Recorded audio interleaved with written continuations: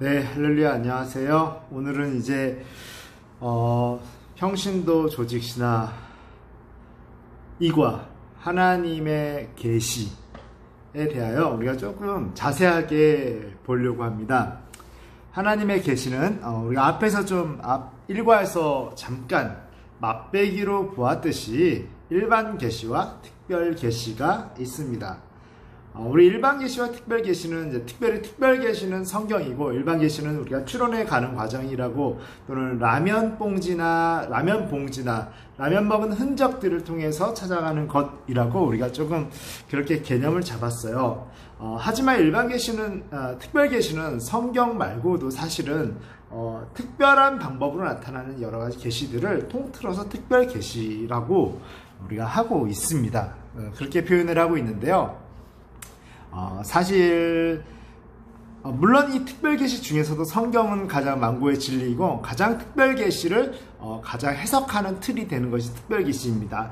우리가 좀 다시 보기 원하는데요. 계시란 무엇인가? 우리가 계시에 대한 이해를 좀 먼저 하기를 원합니다. 계시의 의미를 좀 먼저 볼 필요가 있는데요. 계시라는 것은 헬라어, 그리그로 아포칼립시스라고 하는데요. 이는 어떤 것을 드러내다 혹은 드러나 보이게 하다 라는 뜻을 지니고 있습니다. 하나님께서는 우리 인간들에게 친히 자기를 드러내십니다. 하나님께서는 자신의 본질, 속성, 능력 등을 여러 가지 형태로 나타내세요. 여러 가지 모습과 형태로 나타내신다라는 것입니다.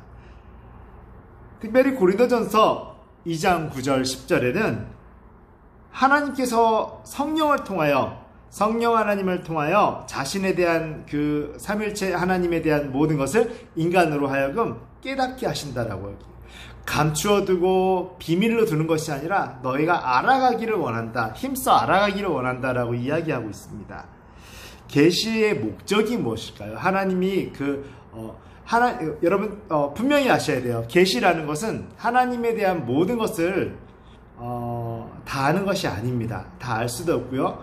계시 중에서도, 특별 계시 중에서도 가장 하나님에 대한 모든 것을 다 품고 있는 것이 성경입니다. 그러나 여러분은 확실하게 하셔야 되는 것은 성경 66권 역시 하나님의 무수히 많은, 별들과 같이 많은 부분 중에서 한 점과 같은 부분을 우리가 알 수 있다는 것이죠. 그러니까 성경으로 66권으로 박사학위를 100기를 따도 하나님을 다 안다라고 할 수 없습니다. 그러나 우리 한번 같이 따라해 볼까요? 타락한 인간이 구원을 얻기에 최소 필요한의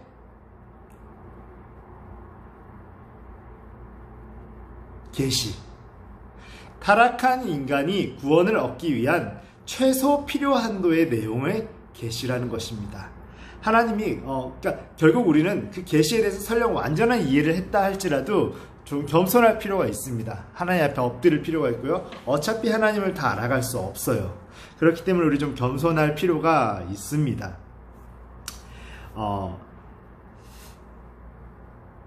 그래서 계시의 목적은 하나님께서는 자신과 그의 나라, 하나님의 나라를 우리에게 필요한 만큼 알리시기를 원하는 겁니다.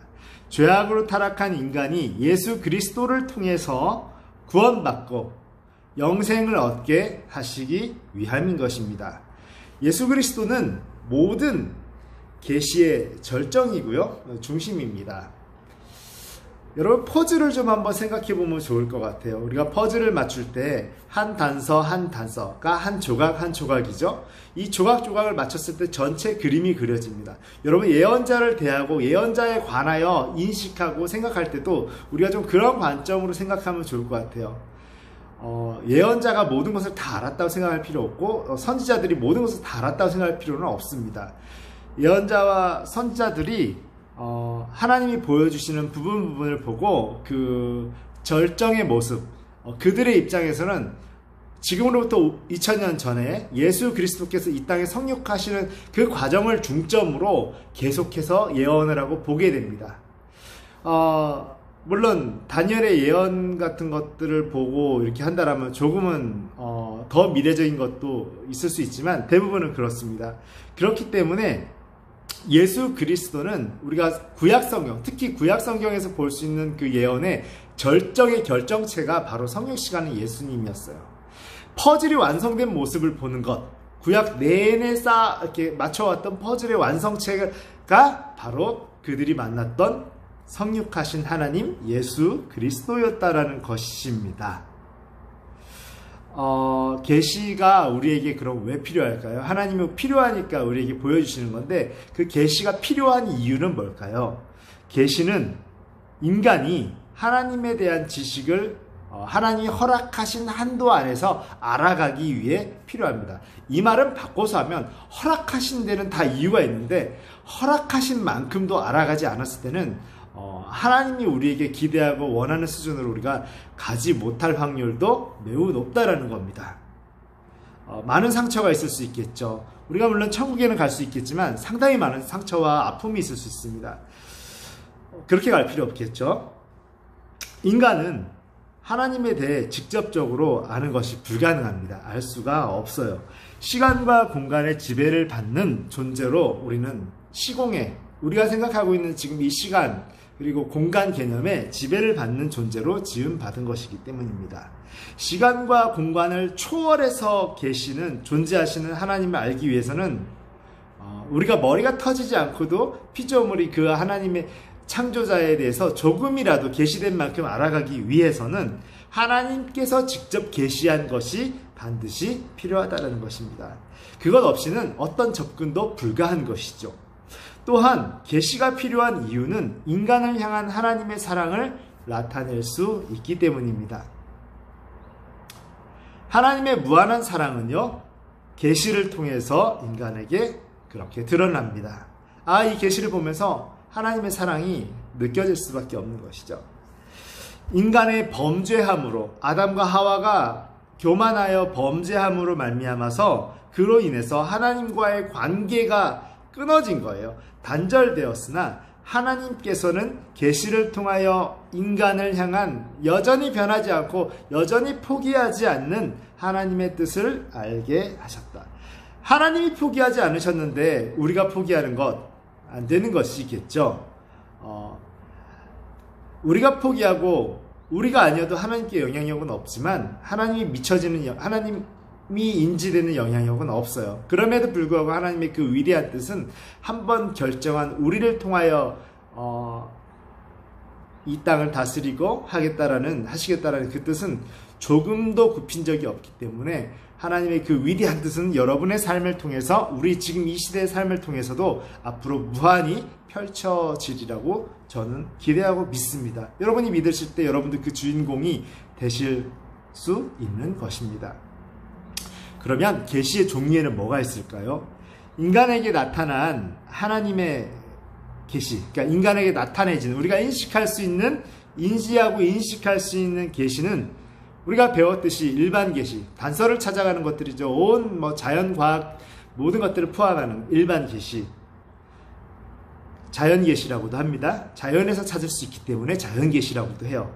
그리고 특별 계시로 구분이 됩니다. 일반 계시와 특별 계시로 구분이 됩니다. 하나님께서는 자신을 드러내 보이시기 위해서 어떻게 하시냐면 자연적이고 보편적인, 우리가 흔히 일어날 수 있는 방법인 그 자연 계시와 일반 계시죠. 그리고 특수적인 방법인 특별 계시를 사용하세요.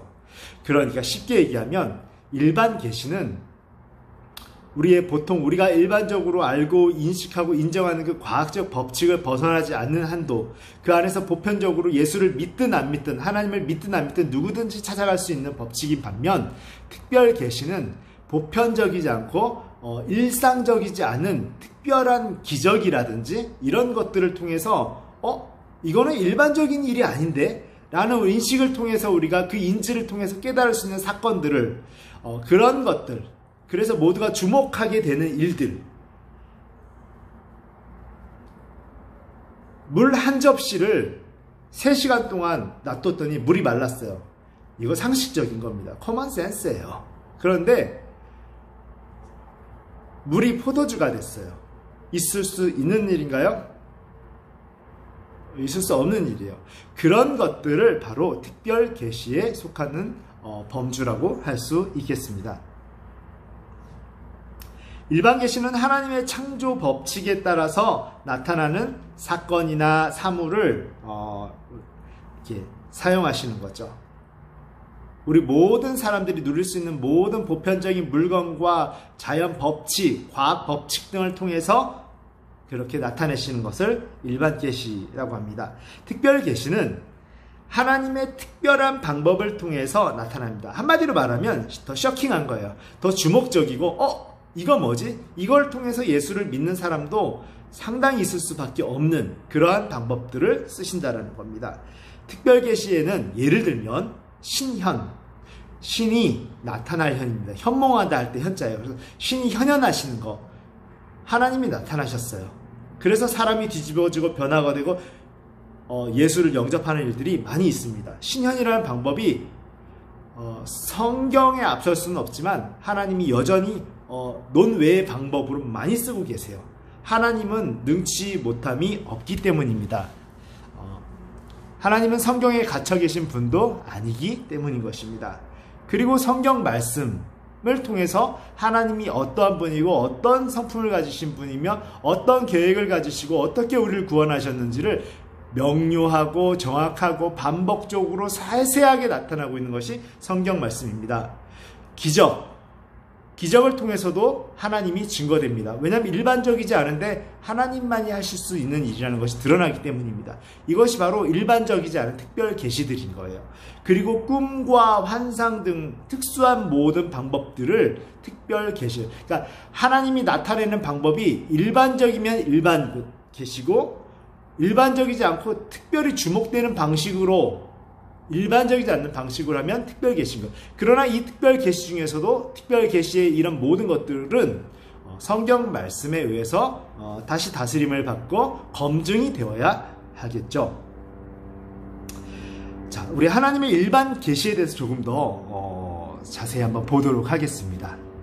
일반 계시의 의미가 무엇인지 정확하게 좀 더 알아갈게요. 일반 계시는 하나님께서 창조하신 자연, 역사의 변천, 역사가 변하는 그 과정들을 얘기하는 겁니다. 인간의 양심을 통해 하나님의 보이지 아니하는 그 신성, 신적인 속성, 성품을 얘기하는 거예요. 성질, 신성과 그의 영원하신 능력을 드러내시는 것을 이야기합니다. 일반 계시는 모든 사람으로 하여금 자신이 나는 하나님의 피조물이구나 라고 인정하게 하는 기능이 있습니다. 사도행전 17장 18절 29절에도 그런 것들이 이 일반 계시에 대해서 이렇게 증거하고 있습니다. 또한 로마서 1장 19절 20절 그리고 로마서 2장 14절 15절에도 일반 계시는 그리스도인으로 하여금 특별 계시에 의한 기독교 진리를 확증하는 데 도움을 준다라고 선언하고 있습니다. 모든 사람이 자신의 범죄에 대해서 인정하지 않을 수 없게끔 나는 죄인이구나 라고 인정하게끔 만들고 있다라고 이야기합니다. 그러나 분명한 것은요, 일반 계시만으로는 예수 그리스도에 의한 구원의 진리를 알 수가 없어요. 성경이라는 가장 상위에 있는 특별 계시로 검증되지 않고 거기서 마지막 확인과 결론을 내지 않는다면 신은 있는데 다른 신인가? 라고 오해를 할 수도 있고 결국은 구원이 아닌 다른 길로 갈 수도 있게 되는 것이죠. 다른 신을 영접하고 다른 신을 생각하게 되는 그렇게 될 수 있겠죠.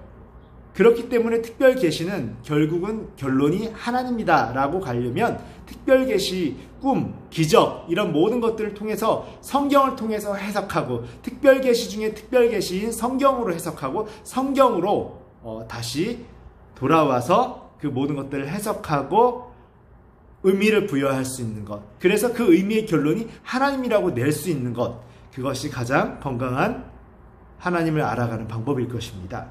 일반 계시는 어떻게 증명되고 어떻게 증거되고 있을까요? 일반 계시는 첫째는 자연이고 둘째는 역사의 변천이며 셋째는 인간의 양심입니다. 첫째는 자연, 일반 계시가 증거되는 것은 자연. 우리 저번 시간에도 했던 것 같아요. 역사의 변천, 인간의 양심 이렇게 있습니다. 첫째, 자연. 하나님께서는 시편 8편 1절에서 3절, 19편에서 19편 1절에서 2절에서 나온 것처럼 하나님께서는 자연을 통해서 그의 존재와 하나님이 존재하신다라는 것과 성품과 능력을 드러내십니다. 자연 가운데 존재하는 각 개체의 특성은 하나님께서 자연을 창조하였음을 분명하고 선명하게 보여줍니다. 로마서 1장 20절에서 그렇게 이야기하고 있죠. 무수하고 다양한 만물의 질서, 조화, 아름다움은 하나님의 능력과 신성을 그대로 드러내고 있습니다. 하나님이 아니면 하실 수 없는 일들이기 때문에 그런 것들을 바라보면서 하나님의 성품을 추적하듯이 엿볼 수 있는 거죠. 두 번째, 역사의 변천. 세계 역사의 변천과 그 중에 나타나는 사건들을 통해서 이 세상을 다스리시고 섭리하는 자가 있음을 우리는 인정하게 됩니다. 시편 75편 6절 7절과 사도행전 17장 26절 27절에도 그 내용을 증거하고 있습니다. 특히 이스라엘과 관련된 아수르 제국, 그 다음에 바벨론 제국, 메데와 바사 제국, 헬라 제국, 로마 제국 등 여러 나라가 흥하고 망하는 흥망성쇠를 볼 때 하나님의 존재와 그 역사하심을 우리는 알 수가 있는 것입니다. 이것은 세계의 역사에 나타난 제국들과 제국의 왕들, 황제들의 운명이 하나님의 손에 결국은 처음부터 끝까지 달려 있었음을 보여주는 것입니다. 자기들이 설정하고 자기들이 알아서 하는 것 같지만 결국은 그 운명이 하나님 안에 있었음을 우리가 알게 된다는 것이죠. 네, 그리고 셋째는 인간의 양심입니다. 인간의 양심을 통해서도 일반 계시는 증명되고 있다는 것이죠. 그러니까 자연과 역사의 변천, 인간의 양심을 통해서 예수를 안 믿는 사람들도 조금만 이성이 있다면 하나님의 존재를 추적하고 인지할 수밖에 없다라는 것입니다. 인간의 양심은요, 인간에게는 선악을 분별할 수 있는 양심이라는 도덕적 성품이 있다라는 것입니다. 인간의 양심은 로마서 2장 14절 16절에 나왔듯이, 그리고 전도서 12장 14절에서도 이야기하고 있듯이 인간의 양심은 제한적이라는 것은요, 우리가 하나님과 함께 살아가지 않고 범죄함으로 말미암아 그분과 단절되었기 때문에 우리의 모든 것은 무너지고 부수어진 것이죠. 그럼에도 불구하고 우리는 하나님이 부여하신 하나님을 닮은 속성이 일부분 조금나마 있다라고 이야기했었어요, 제가. 그러나 하나님 입장에서 봤을 때 그거 가지고 살아가는 것은 결코 만족스럽지 않다라는 겁니다. 그럼에도 불구하고 그 양심이 살아서 본능적으로 나름의 선을 추구하면서 살아가려는 이 도덕적 성품을 어떻게 볼 것이냐라는 거죠. 인간의 양심은 그렇게 제한적이지만 하나님의 존재하심을 결국은 인정하고 알게 할 뿐만 아니라 인간의 죄를 깨닫게 합니다. 양심을 통해 죄를 심판하시는 심판주가 계심을 알 수밖에 없습니다. 우리는 인정할 수밖에 없는 것이죠. 네.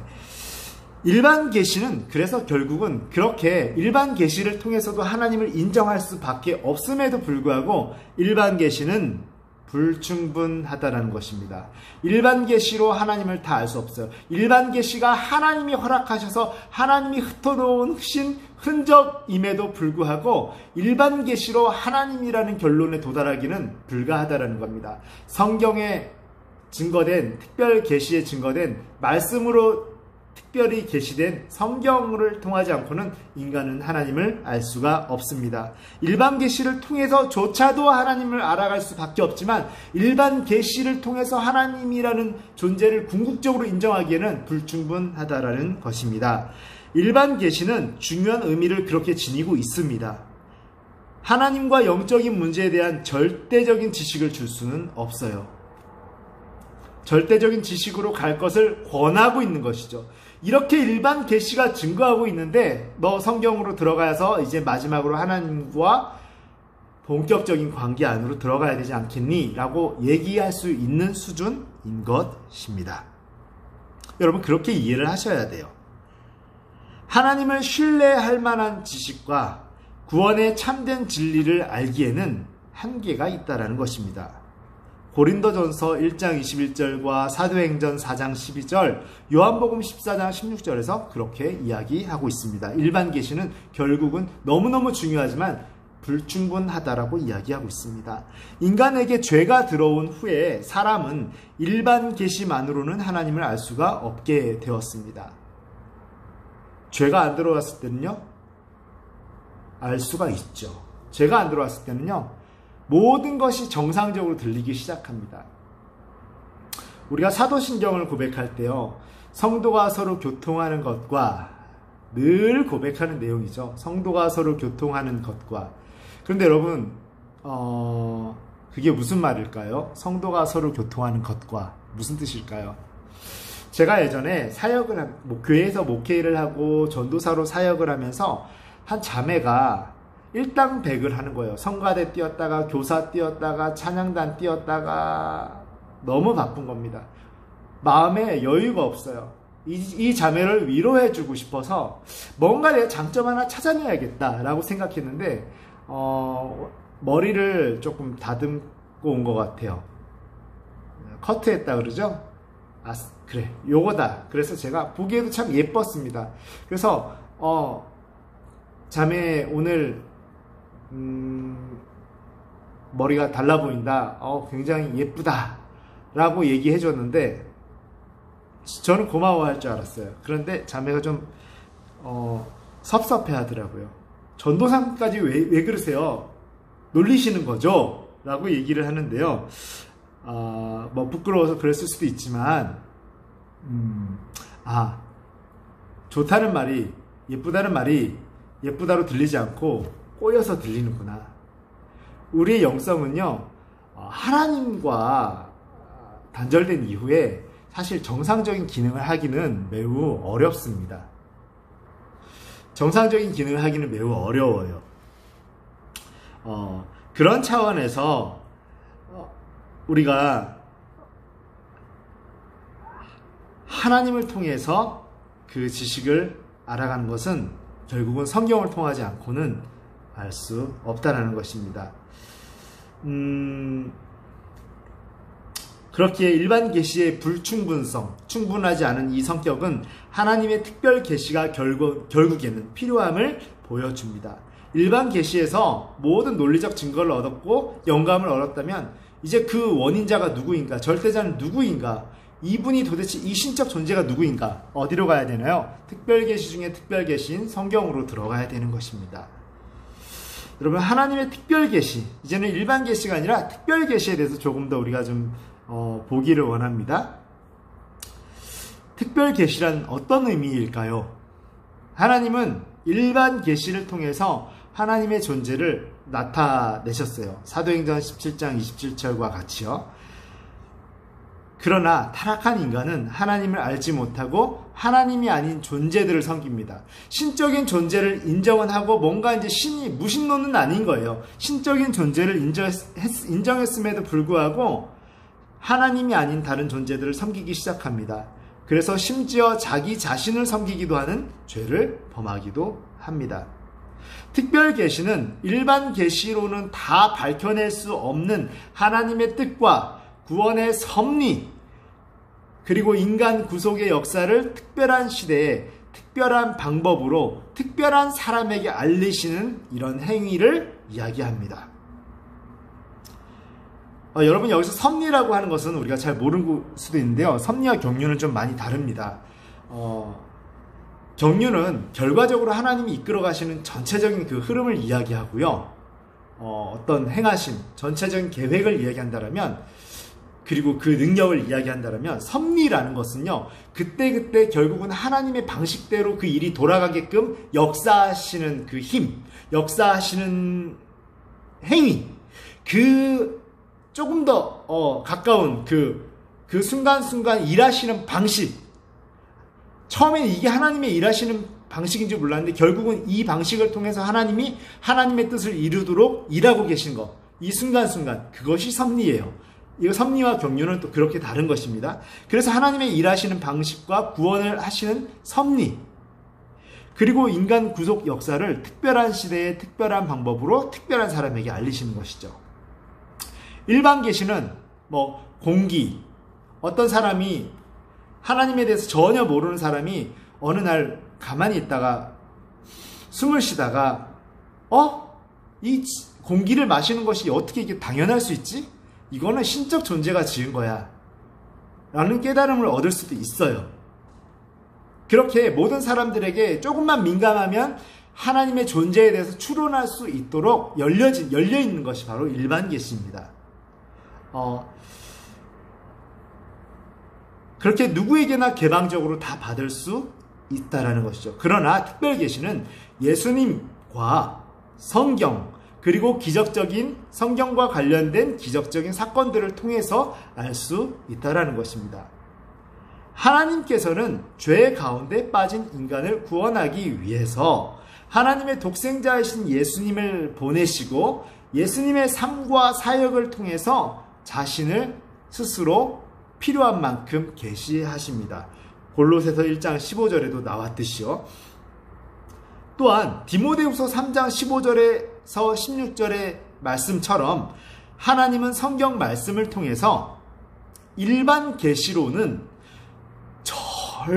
결코 알 수 없는 삼위일체 하나님과 구속의 진리를 인간에게 알려주시고자 하신다는 것입니다. 삼위일체 하나님도 복잡하고 아주 재미있고 중요한 것입니다. 그러나 이것은 우리 지금 2과를 하고 있는데 3과를 지나서 4과에서 삼위일체를 다룰 것입니다. 그때 좀 자세히 하겠습니다. 어쨌든 삼위일체 하나님과 구속의 진리를 인간에게 알려주시고자 하셨다는 거예요.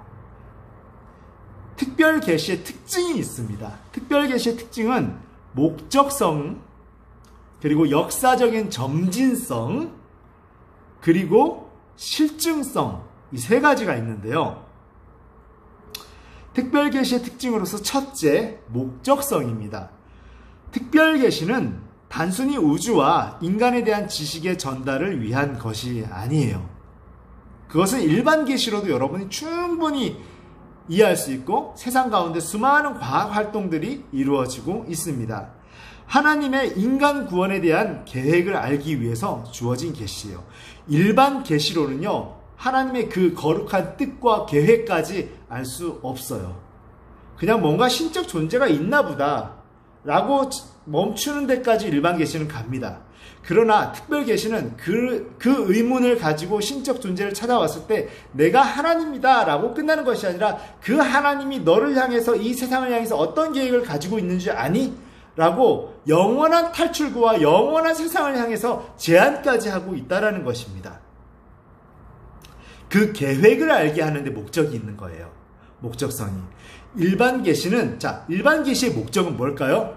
그냥 하나님의 존재에 대해서 인식하고 잠깐 멈추어 서서 우리 질풍노도처럼 그냥 막 살고 있는 것을 멈춰 서서 회심할 기회를 주는 것, 뭔가 신적 존재에 대해서 생각하게끔 멈추게 만드는 것, 그게 일반 계시입니다. 그래서 만약에 우리가 그 일반 계시를 통해서 특별 계시로 진입한다면 특별 계시는 거기서 멈추지 않고 하나님의 계획까지 이야기합니다. 영원한 계획이 있다라고 계획까지 이야기하고 있는 거예요. 대단히 중요한 것이죠.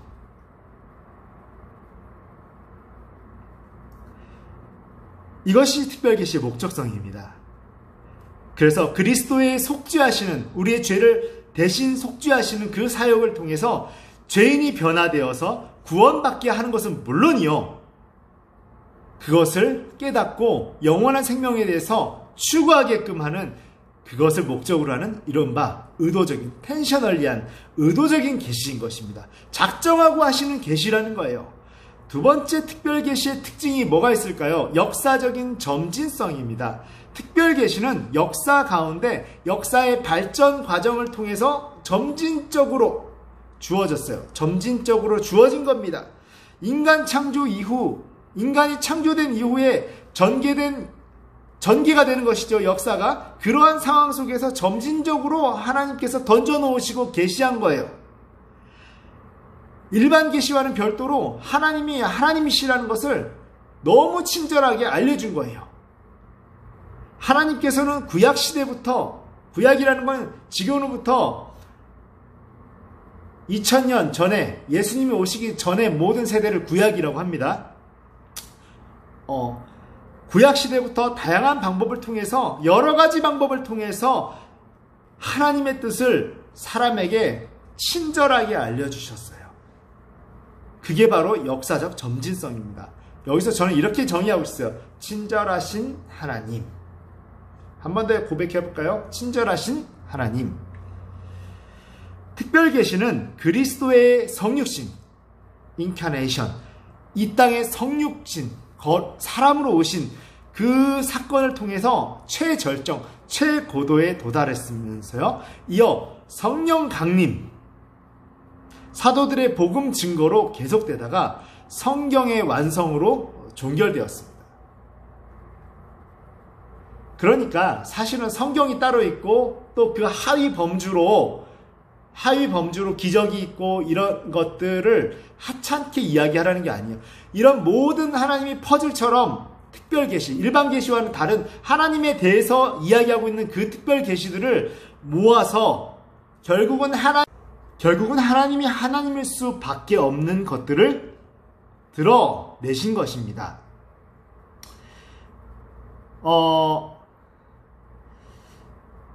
그런데 이것은 그렇게 결국은 성경의 완성으로 종결되었습니다. 여러분, 이게 종결됐다는 단어가 되게 중요한데요. 종결되었다는 표현은 완성되었다는 것입니다. 그런데 우리가 같은 말이라도 종결이라는 말이 finish, 끝났다라는 표현으로 더 가깝게 받아들이지 않습니까? 그렇기 때문에 우리가 반드시 정의하고 가야 돼요.